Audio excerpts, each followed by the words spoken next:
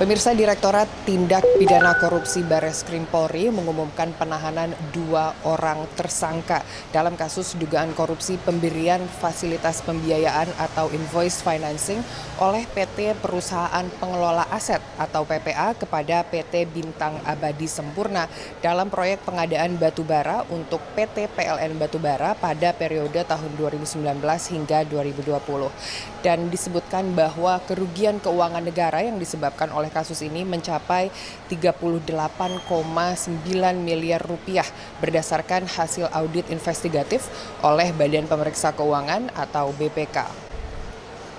Selain melakukan penahanan, penyidik juga menyita sejumlah aset milik para tersangka sebagai bagian dari upaya pemulihan kerugian negara. Perkara ini menjadi perhatian serius karena menyangkut pengelolaan dana perusahaan milik negara yang seharusnya digunakan secara profesional, akuntabel, dan berorientasi pada kepentingan publik.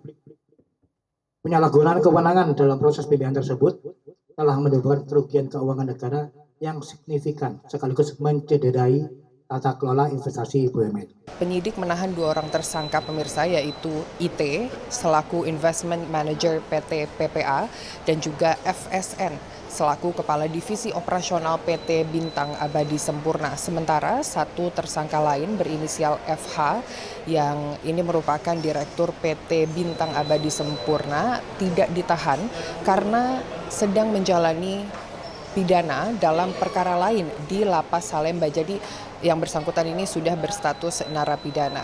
Dan dalam penyidikan, Polri mengungkap fasilitas pembiayaan yang awalnya bernilai 50 miliar rupiah dicairkan hingga mencapai 67,31 miliar rupiah melalui 8 kali pencairan. Namun proses tersebut diduga dilakukan dengan mengabaikan prosedur due diligence dan analisis resiko, tidak melakukan verifikasi dokumen secara layak, serta disertai dugaan rekayasa rekening koran untuk memenuhi persyaratan pencairan dana. Untuk kepentingan aset recovery, penyidik turut menyita tanah dan juga bangunan milik para tersangka di sejumlah daerah, antara lain ini termasuk di Medan, Bekasi, Bogor, Samarinda, dan juga Sidoarjo dengan estimasi nilai mencapai 14,4 miliar rupiah. Polri menegaskan bahwa penanganan perkara akan terus dikembangkan apabila ditemukan keterlibatan pihak lain.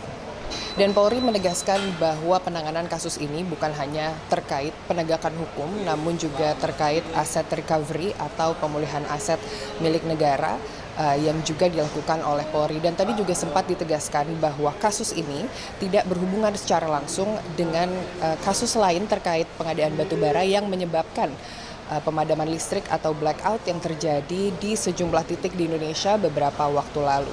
Dari Jakarta, Arya Sindiara, Irfan Hardiansah, Kantor Berita Antara, mewartakan.